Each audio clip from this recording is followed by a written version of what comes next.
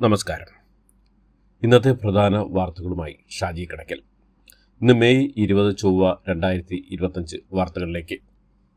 കേന്ദ്ര സർക്കാരിൻ്റെ വഖഫ് ഭേദഗതി നിയമത്തിനെതിരെ സുപ്രീം കോടതിയെ സമീപിക്കാൻ കേരളവും തീരുമാനിച്ചു. നിയമം ചോദ്യം ചെയ്തുള്ള ഹർജികൾ കക്ഷി ചേരാൻ ഉടൻ അപേക്ഷ നൽകുമെന്നാണ് വ്യക്തമാകുന്നത്. വഖഫ് നിയമ ഭേദഗതിക്കെതിരെ ഹർജികൾ chief justice BR Gavai, justice Augustine George, Masih എന്നിവ അടങ്ങുന്ന ബെഞ്ചാണ് പരിഗണിക്കുന്നത്. എറണാകുളം തിരുവാങ്കുളത്ത് നിന്ന് കാണാതായ കല്യാണി എന്ന 3 വയസ്സുകാരിയെ മരിച്ച നിലയിൽ കണ്ടെത്തി. മൃതദേഹം മണിക്കൂറുകൾക്കകം നീണ്ട തെരച്ചിലിന് ഒടുവിൽ ചാലക്കുടി പുഴയിൽ നിന്നാണ് കണ്ടെത്തിയത്. അംഗനവാടിയിൽ നിന്ന് അമ്മ വിളിച്ചുകൊണ്ടുവരുന്നതിനിടെ കാണാതായ കല്യാണിയുടെ മൃതദേഹമാണ് കണ്ടെത്തിയത്. കുട്ടിയെ ഉപേക്ഷിച്ചതാണടക്കമുള്ള പരസ്പര വിരുദ്ധമായ മൊഴികളാണ് അമ്മ സന്ധ്യ തുടക്കത്തിൽ നൽകിയിരിക്കുന്നത്. അമ്മയ്ക്ക് മാനസിക വെല്ലുവിളിയുണ്ടെന്ന സൂചനയാണ് ബന്ധുക്കളും നൽകുന്നത്. മൂഴിക്കുളം പാലത്തിന് മധ്യഭാഗത്ത് വെച്ച് കുഞ്ഞിനെ ഉപേക്ഷിച്ചുവെന്നാണ് അമ്മ പോലീസിനോട് വിശദമായ ചോദ്യം ചെയ്യലിൽ പ്രതികരിച്ചത്. KSEBയുടെ ഇലക്ട്രിക് വാഹന ചാർജിംഗ് സ്റ്റേഷനിൽ പുതുക്കിയ നിരക്കുകൾ പ്രാബല്യത്തിൽ വന്നു. സംസ്ഥാന ഇലക്ട്രിസിറ്റി റെഗുലേറ്ററി കമ്മീഷൻ 5/12/2024 താരിഫ് ഉത്തരവും കേന്ദ്ര വൈദ്യുതി മന്ത്രാലയത്തിന്റെ നിർദ്ദേശങ്ങളും അനുസരിച്ചുള്ള നിരക്കുകളാണ് വെള്ളിയാഴ്ച രാവിലെ 9 മുതൽ പ്രാബല്യത്തിൽ വന്നത്. സൗരോർജ്ജം ലഭ്യമായ പകൽ സമയത്ത് വൈദ്യുത വാഹന ചാർജിംഗ് പ്രോത്സാഹിപ്പിച്ച് വൈകുന്നേരത്തെ അമിത ഉപയോഗം തടയിടുക എന്ന ലക്ഷ്യത്തോടെയാണ് പുതിയ നിരക്ക് നടപ്പാക്കിയത്. ലാഭം സ്വകാര്യവൽക്കരിക്കുകയല്ല, സാമൂഹ്യവൽക്കരിക്കുകയാണ് സിയാൽ പിന്തുടരുന്ന നയമെന്ന് മുഖ്യമന്ത്രി പിണറായി വിജയൻ. കൊച്ചി അന്താരാഷ്ട്ര വിമാനത്താവളത്തിന്റെ പ്രവർത്തനങ്ങൾ പൂർണ്ണമായും ഡിജിറ്റൈസ് ചെയ്യുന്ന സിയാൽ 2.0 പദ്ധതി ഉദ്ഘാടനം ചെയ്യുകയായിരുന്നു അദ്ദേഹം. സൈബർ സ്പേസിലെ പുതിയ വെല്ലുവിളികൾ നേരിടുക, യാത്ര കൂടുതൽ സുഗമമാക്കുക എന്ന ഉദ്ദേശത്തോടെ 200 കോടി മുതൽ മുടക്കിലാണ് പദ്ധതി നടപ്പിലാക്കിയതെന്നും മുഖ്യമന്ത്രി പറഞ്ഞു. മലപ്പുറം കൂരിയാട് നിർമ്മാണത്തിനിടയിലിരിക്കുന്ന ദേശീയപാത തകർന്ന് 5 പേർക്ക് പരിക്കേറ്റു. ദേശീയപാതയുടെ സംരക്ഷണ ഭിത്തി ഇടിഞ്ഞ് താഴേക്ക് വീഴുകയായിരുന്നു. മണ്ണും കോൺക്രീറ്റും കട്ടയും വന്ന് വീണ് സർവീസ് റോഡും ഇടിഞ്ഞു താഴ്ന്നു. സർവീസ് റോഡിലൂടെ പോകുകയായിരുന്ന 2 കാറുകൾ അപകടത്തിൽ രക്ഷപ്പെട്ടു. ഈ കാറിലെ യാത്രക്കാർക്കാണ് പരിക്കേറ്റത്. ശാസ്ത്രീയമായ നിർമ്മാണമാണ് ദേശീയപാത തകരാൻ കാരണമെന്ന് നാട്ടുകാർ ആരോപിച്ചു. അപകടത്തെ തുടർന്ന് മലപ്പുറം ജില്ലാ കളക്ടർ ഇന്ന് യോഗം വിളിച്ചു ചേർത്തിട്ടുമുണ്ട്. ഹയർ സെക്കൻഡറി അധ്യാപക ട്രാൻസ്ഫറുമായി ബന്ധപ്പെട്ട് കേരള അഡ്മിനിസ്ട്രേറ്റീവ് ട്രിബ്യൂണലിന്റെ വിധി സ്റ്റേ ചെയ്ത ഹൈക്കോടതി ഉത്തരവിനെ സ്വാഗതം ചെയ്തെന്ന് പൊതുവിദ്യാഭ്യാസ വകുപ്പ് മന്ത്രി V ശിവൻകുട്ടി. സർക്കാർ ഹയർ സെക്കൻഡറി സ്കൂളിലെ അധ്യാപകരുടെ 2025-2026 ജനറൽ ട്രാൻസ്ഫർ അടുത്ത അധ്യയന വർഷം ആരംഭിക്കുന്നതിന് മുമ്പ് പൂർത്തിയാക്കാനുള്ള എല്ലാ നടപടികളും സർക്കാർ സ്വീകരിച്ചുകൊണ്ടിരിക്കുകയാണെന്നും മന്ത്രി വ്യക്തമാക്കി. ശബരിമല ദർശനം കഴിഞ്ഞ് മലയിറങ്ങി വന്ന തീർത്ഥാടക ഷോക്കേറ്റ് മരിച്ചു. തെലങ്കാന മഹബൂബ് നഗർ ഗോപാൽപേട്ട മണ്ഡൽ സ്വദേശിനി ഭാരതമ്മ ആണ് മരിച്ചത്. ദർശനം കഴിഞ്ഞ് മടങ്ങവേ നീലമലയിൽ വെച്ചാണ് അപകടം ഉണ്ടായത്. ചെയ്യാത്ത തെറ്റ് താൻ എന്തിന് ഏൽക്കണമെന്ന് അഭിഭാഷകയായ മർജ കേസിലെ പ്രതി അഡ്വക്കേറ്റ് ബേലിൻ ദാസ് മാധ്യമങ്ങളോട്. താനൊരു വക്കീലാണെന്നും കോടതിയെ അനുസരിക്കണമെന്നും ബേലിൻ ദാസ് പറഞ്ഞു. കോടതിയുടെ പരിഗണനയുള്ള വിഷയമാണ്, അതുകൊണ്ട് എങ്ങനെ നിൽക്കണം എന്ന് തനിക്ക് അറിയാം. താൻ അത്തരത്തിലൊന്നും ചെയ്തിട്ടില്ലെന്നും എന്നാണെങ്കിലും സത്യം തെളിയുമെന്നും ബേലിൻ ദാസ് പറഞ്ഞു. ലോകമെമ്പാടുമുള്ള അഭയാർത്ഥികൾക്ക് അഭയം നൽകാൻ കഴിയുന്ന ഒരു ധർമ്മശാലയല്ല ഇന്ത്യയെന്ന് സുപ്രീം കോടതി. ശ്രീലങ്കൻ പൗരന്റെ അഭയാർത്ഥി അപേക്ഷ നിരസിച്ചാണ് സുപ്രീം കോടതിയുടെ ഈ പരാമർശം. LTT ബന്ധം ആരോപിച്ച് 2015 അറസ്റ്റിലായ ശ്രീലങ്കൻ പൗരന്റെ ഹർജി പരിഗണിക്കുകയാണ് സുപ്രീം കോടതിയുടെ പരാമർശം. പാതിവില തട്ടിപ്പ് കേസിൽ നിന്ന് റിട്ടയർഡ് ജസ്റ്റിസ് CN രാമേന്ദ്രനെ ഒഴിവാക്കിയ ഹൈക്കോടതി ഉത്തരവിനെതിരെ സുപ്രീം കോടതിയിൽ അപ്പീൽ. ഹൈക്കോടതി ഉത്തരവ് റദ്ദാക്കി പ്രത്യേക സംഘത്തിന് അന്വേഷണം കൈമാറണമെന്നാണ് ആവശ്യം. സന്നദ്ധ സംഘടനയ്ക്ക് വേണ്ടി അഭിഭാഷകൻ സുബിത സുന്ദരമാണ് ഹർജി നൽകിയത്. കോഴിക്കോട് പുതിയ സ്റ്റാൻഡിലെ തീപിടുത്ത അന്വേഷണം തുടങ്ങി. പോലീസ് കോർപ്പറേഷൻ ഘട്ടത്തിലെ വീഴ്ചകൾ പരിശോധിക്കണമെന്നും ഉദ്യോഗസ്ഥർക്ക് പങ്കുണ്ടൽ നടപടിയെടുക്കുമെന്നും മേയർ വ്യക്തമാക്കി. കെട്ടിട നിർമ്മാണത്തിലെ അശാസ്ത്രീയതയ്ക്കും നിയമ ലംഘനത്തിനും കോർപ്പറേഷൻ ഭരണസമിതിയാണ് ഉത്തരവാദികളാണെന്നാണ് പ്രതിപക്ഷത്തിന്റെ ആരോപണം. തൃശൂർ പൂരത്തിന്റെ നടത്തുമായി ബന്ധപ്പെട്ട് സംസ്ഥാന സർക്കാർ മാർഗനിർദ്ദേശം പുറപ്പെടുവിച്ചു. വിവിധ വകുപ്പുകൾ സ്വീകരിക്കേണ്ട മാർഗനിർദ്ദേശമാണ് ചീഫ് സെക്രട്ടറി ഡോക്ടർ ജയതിലക് സർക്കുലറായി പുറത്തിറക്കിയത്. വാടകയ്ക്കും സഹായ വിതരണവും മുടങ്ങിയതിൽ സർക്കാരിനെതിരെ പ്രതിഷേധമായി വയനാട് ഉരുൾപൊട്ടൽ ദുരിതബാധിതർ വൈത്തിരി താലൂക്ക് ഓഫീസിലേക്ക് മാർച്ച് നടത്തിയ ദുരന്തബാധിതർ ആത്മഹത്യാ ഭീഷണിയും മുഴക്കി.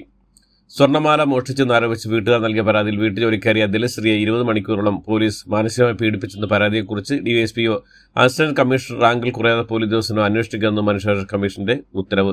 തിരുവനന്തപുരം ജില്ലയ്ക്ക് പുറത്ത് ജോലി ചെയ്യുന്ന ഉദ്യോഗസ്ഥന് അന്വേഷണം ഏൽപ്പിക്കണമെന്നും ചെയർപേഴ്സൺ ജസ്റ്റിസ് അലക്സാണ്ടർ തോമസ് ഉത്തരവിട്ടു.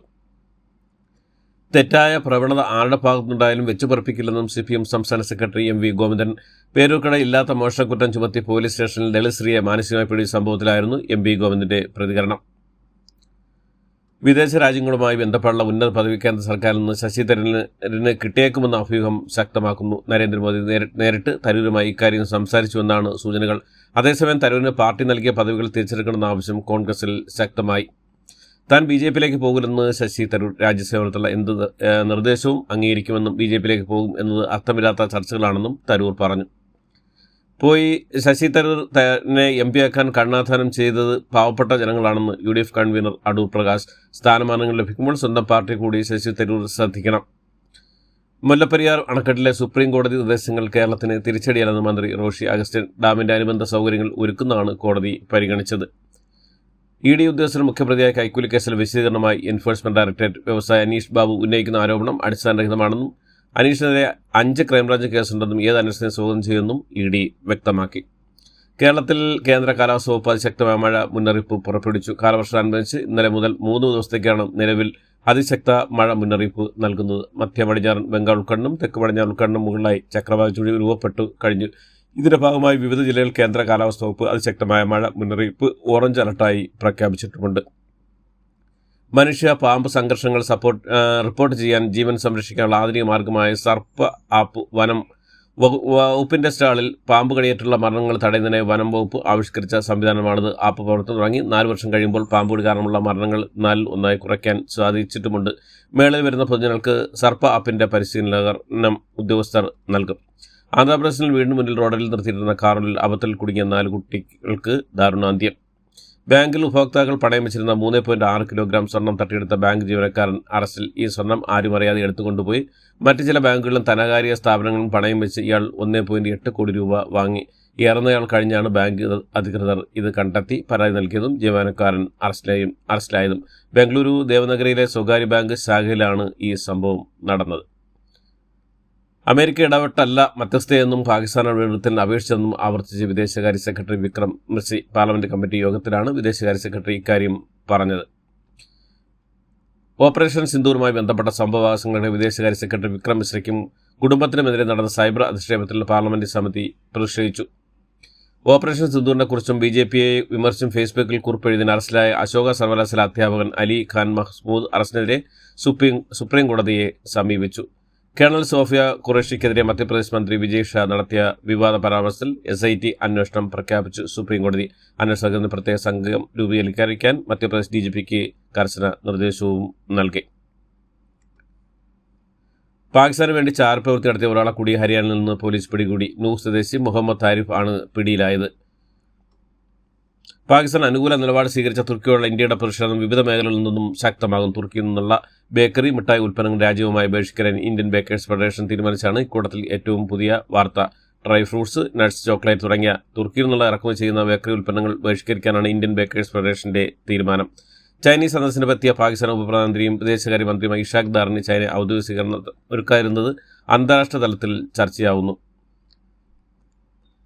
ഡൊണാൾഡ് ട്രംപിന്റെ വൺ ബിഗ് ബ്യൂട്ടിഫുൾ ആക്ട് പാസാക്കാൻ US ഹൗസ് ബജറ്റ് കമ്മിറ്റി ഞായറാഴ്ച വോട്ട് ചെയ്തു. അമേരിക്കയിൽ താമസിക്കുന്ന ആയിരക്കണക്കിന് ഇന്ത്യക്കാർക്കും പ്രവാസി ഇന്ത്യക്കാർക്കും നാട്ടിലേക്ക് പണം അയക്കുന്നതിന് വലിയ ചെലവേറിയാകുന്നതാണ് പുതിയ ബിൽ. നിയമം പാസാക്കിയാൽ മറ്റു രാജ്യത്തേക്ക് അയക്കുന്ന തുകയുടെ 5% അയക്കുന്ന സമയത്ത് തന്നെ ഈടാക്കും. ചെറിയ തുകകൾക്ക് കൈമാറ്റങ്ങൾക്ക് പോലും ഇത് ബാധകമെന്നാണ് വലിയ തിരിച്ചടി. ഇതോടുകൂടി ഇന്നത്തെ വാർത്തകൾ അവസാനിക്കുന്നു. എല്ലാവർക്കും നന്ദി, നമസ്കാരം.